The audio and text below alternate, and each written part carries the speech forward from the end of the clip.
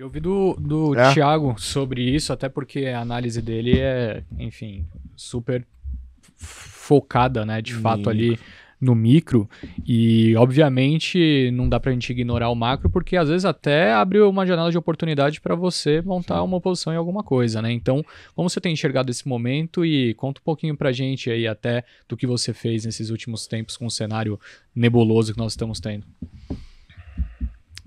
É, o cenário ele é nebuloso em termos dos juros, mas na hora que a gente vai para os balanços das empresas, eu não sinto que a gente teve tanta surpresa assim nos últimos, sei lá, 12, 24 meses, desde que esse juro se tornou alto no país. Eu sinto que as empresas brasileiras responderam muito bem, óbvio, com exceções. Ah, lojas americanas, é uma exceção. Você pega as grandes empresas brasileiras, elas se provaram bastante lucrativas nesse período, inclusive fazendo programas de recompra que nunca foram feitos na história do país. Aconteceu algumas coisas que eu não imaginava que pudesse acontecer. Uma estatal abrindo um programa de recompras. Sim, a Petrobras fez isso, a BB Seguridade, que é uma subsidiária do Banco do Brasil, também, pela primeira vez, abriu um programa de recompras. É meio raro a gente pensar isso, porque uma estatal deveria, sei lá, pagar dividendos e o governo decide usar o dinheiro para fazer os programas sociais que ele achar necessários. Um programa de recompras é uma ferramenta bastante sofisticada e que só deveria ser usada, no meu entender, por quem realmente pensa no acionista da empresa. Né? Geralmente, uma empresa estatal tem que realmente receber como dividendos, não fazer programa de recompras. E como o Brasil ele tem uma dependência grande dessas empresas, os programas de recompras dessas empresas elas são bastante volumosos. Eu acredito que as empresas brasileiras devem ter sido talvez o maior comprador, net comprador de ações nos últimos anos no Brasil, bem como também foram as empresas americanas, nesse bull market que aconteceu nos últimos 15 anos nos Estados Unidos. O grande comprador de ações não foi o investidor pessoa física, não foi o investidor institucional, foram os programas de recompras das empresas. E as empresas brasileiras estão repetindo esse sucesso que foi os programas de recompra dos Estados Unidos. Então, respondendo à tua pergunta aqui, eu acredito que existem bolsões de precificação interessante. Então, eu acho que o Itaú e o Bradesco, desculpa, o Itaú e o Banco do Brasil são excelentes negócios que se provaram bem resilientes nos últimos anos. Dos grandes bancos foram os que se mostraram com a gestão mais ágil e estão no múltiplos atrativos. A Vale, empresa ultra competitiva e que, de certa forma, por incrível que pareça, às vezes até se beneficia desse tiroteio. O câmbio subiu nos últimos dias, né? Chegou a bater 5,27, agora caiu um pouquinho.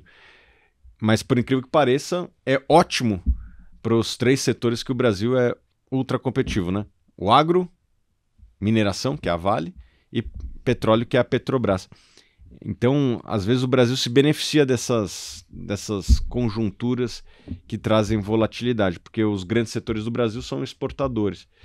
E os setores mais voltados para o mercado interno, eu acredito que tem empresas com uma resiliência muito grande, como algumas dessas que eu citei. O sistema bancário brasileiro se mostrou, nos últimos 20 anos, o mais sólido do mundo. Eu não trocaria o desempenho do segmento bancário brasileiro por de nenhum outro sistema bancário do mundo, inclusive o americano, né, como se provou ano passado.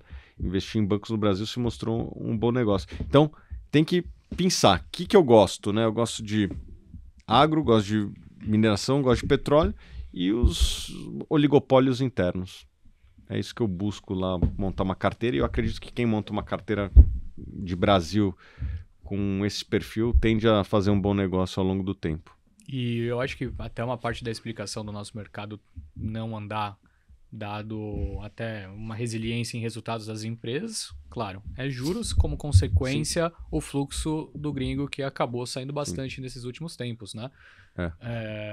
Os múltiplos das empresas brasileiras de fato comprimiram bastante, mas não necessariamente o operacional dessas empresas foi mal. Pelo contrário, as margens das empresas estão ultra saudáveis, os balanços nunca foram tão sólidos. E uma coisa que aconteceu nos últimos 10 anos, que pouca gente fala, a melhoria da alocação de capital das empresas brasileiras. Como era feita a alocação de capital da Petrobras 15 anos atrás? Era fazendo refinaria, comprando refinaria em outro país, pagando caro.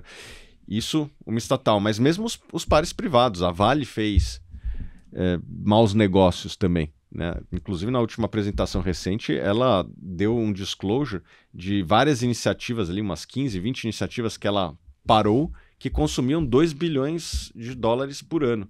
Fertilizante, mineração na África, etc. Limpou tudo, para de gastar dinheiro aí.